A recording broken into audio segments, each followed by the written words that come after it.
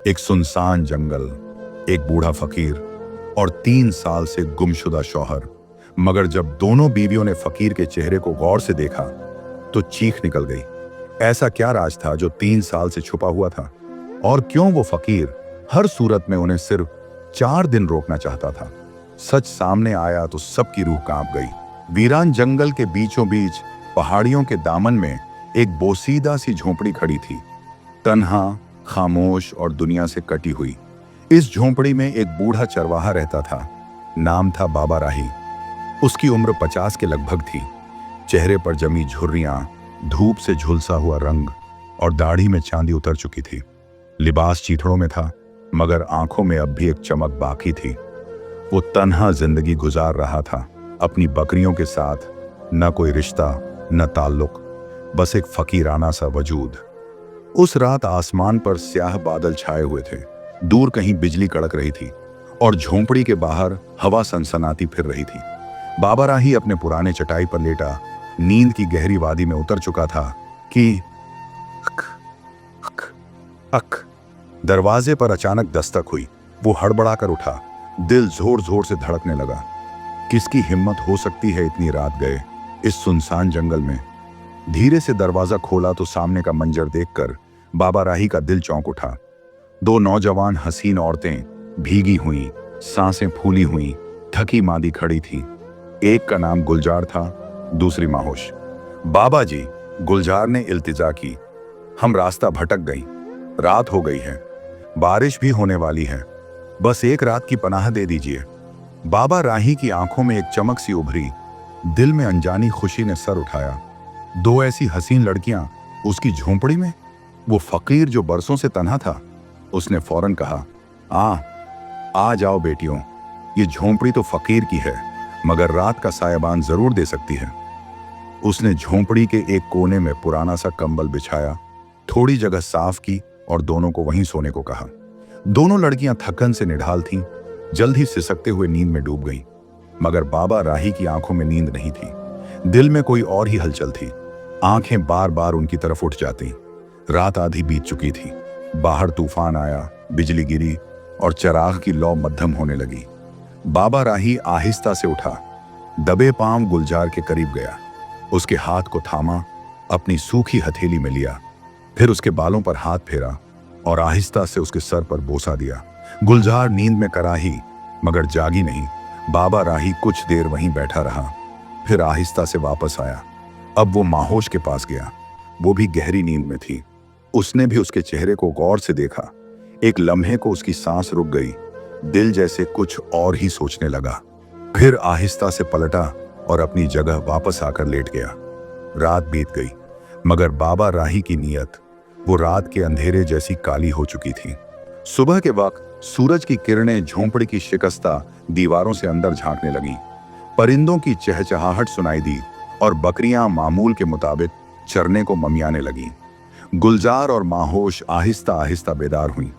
रात की थकन कुछ कम हुई थी, मगर आंखों में अजीब सी बेचैनी थी। बाबा राही बाहर जमीन पर बैठा लकड़ी पर पानी गर्म कर रहा था। चेहरे पर वही पुरानी मुस्कुराहट थी, मगर निगाहों में कोई राज छुपा बैठा था। माहोश ने आगे बढ़कर मौतबाना लहजे में कहा, बाबा जी, आपका बहुत शुक्रिया, हमें अब जाना चाहिए, घर वाले परेशान हो रहे होंगे। ये सुनकर बाबा राही की मुस्कुराहट यकदम गायब हो गई। वो कुछ लम्हे खामोश रहा, फिर गहरी सांस ली। नहीं बेटी, उसकी आवाज अब धीमी मगर भारी थी, आज तुम नहीं जा सकती। दोनों लड़कियां चौंक गईं। गुलजार ने पूछा, क्या मतलब, क्यों नहीं जा सकते बाबा? बाबा ने नजर उठाकर आसमान की तरफ देखा, जैसे कुछ देख रहा हो जो औरों को नजर नहीं आता। आज का दिन खतरनाक है, उसने कहा। यह जंगल आज पुरसुकून नहीं। मैंने रात ख्वाब में देखा कि आज अगर तुम निकले तो वापसी कभी मुमकिन न होगी। माहोश ने घबराकर गुलजार की तरफ देखा। बाबा राही ने बात जारी रखी, चलो, तुम्हें घायल करने के लिए एक और काम करता हूं। खुद जाकर काफले का बंदोबस्त करूंगा। कल यहां से काफला गुजरेगा जो शहर तक जाता है। तुम्हें मैं खुद उनके हवाले कर दूंगा। तब तक एक दिन और रुक जाओ बेटियों, फकीर की बात टालना मुनासिब नहीं होता। लड़कियां तजब्जुब में पड़ गईं। बाबा का लहजा संजीदा और परेशान खून था। गुलजार ने माहोश की तरफ देखा, जैसे नजर से कोई सवाल पूछा हो, माहोश ने आहिस्ता से सर हिलाया। गुलजार ने कहा, ठीक है बाबा, अगर आप कहते हैं तो एक रात और रुक जाते हैं, लेकिन कल सुबह हमें जाना होगा। बाबा राही के लबों पर फिर वही पुरस्कार मुस्कुराहट आ गई। जो तुम कहो बेटियों। उसने अंदर जाकर झोंपड़ी का दरवाजा मजबूती से बंद किया और कुंडी चढ़ा दी। मगर अब लड़कियों की आंखों में सुकून नहीं था। कहीं ना कहीं दिल के किसी कोने में कोई वसवसा जन्म लेने लगा था। तीसरी सुबह का सूरज तुलुआ हुआ तो गुलजार और माहोश की आंखों में वही सवाल अब और ज्यादा शिद्दत इख्तियार कर चुका था। हम यहां क्यों रुकी हुई हैं? बाबा राही हसबे मामूल झोंपड़ी के बाहर बैठा, मिट्टी के प्याले में चाय घूंट रहा था, जैसे कुछ हुआ ही ना हो। मगर आज उसकी आंखों में पिछली रात से भी ज्यादा बेकरारी छुपी हुई थी। माहोश ने सख्त लहजे में पूछा, बाबा जी, आज तीसरा दिन है। आपने कहा था कि काफिला आएगा, मगर फिर कहा कि नहीं आया। आखिर सच क्या है? बाबा राही ने चाय रखते हुए धीरे से जवाब दिया, बेटी, काफिला आज भी नहीं आया। ये जंगल आजकल महफूज नहीं, लेकिन सिर्फ आज की रात गुजार लो, कल सुबह तुम्हें शहर छोड़ आऊंगा। गुलजार ने गुस्से में आकर कहा, आप हमें हर रोज कोई नई बात कहते हैं, हमें अब जाना है। बाबा राही कुछ लम्हे चुप रहा, फिर आहिस्ता से बोला, अच्छा, अगर तुम लोग खुद जाना चाहती हो तो जाओ, मगर याद रखना जंगल तुम्हें वापस नहीं करेगा। ये कहकर वह अंदर चला गया। लड़कियों ने एक दूसरे को देखा और फैसला कर लिया, हमें भागना होगा माहोश, गुलजार ने कहा। दोनों ने कपड़े समेटे और चुपके से झोंपड़ी का दरवाजा खोला और भाग निकली। जंगल में धूप की धुंधली किरणें, सूखी शाखें और झाड़ियों की सरसराहट उनके कदमों को रोक रही थी, मगर वे भागती गईं, अपने आप को बचाने के लिए, उस झूठे परासरार फकीर से बचने के लिए। लेकिन कदमों की छाप, वे पीछे मुड़कर देखती हैं। बाबा राही भी उनके पीछे हैं। रुक जाओ बेटियों, सिर्फ एक रात और, वह चीखा, बस एक रात, मेरी मजबूरी है, तुम नहीं समझ सकती। थकी हुई, सांस फूली हुई दोनों लड़कियां एक सुनसान चट्टान पर बैठ गईं। बाबा भी हांफता कांपता पहुंच गया। माहोश ने चीख कर कहा, हमें सच बताइए, आप हमें रोक क्यों रहे हैं? आखिर क्या चाहते हैं आप? बाबा राही की आंखें अब भी परासरार थीं, मगर लहजा कुछ नरम पड़ गया। अभी नहीं बता सकता बेटी, मगर वक्त आने पर सब कुछ वाजे हो जाएगा। ये जंगल, ये फकीर, ये रात, सब तुम्हारी आंखें खोल देंगे।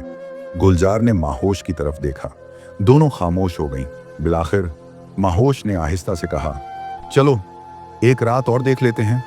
वे वापस झोंपड़ी आ गईं, मगर अब झोंपड़ी का माहौल बदला हुआ था।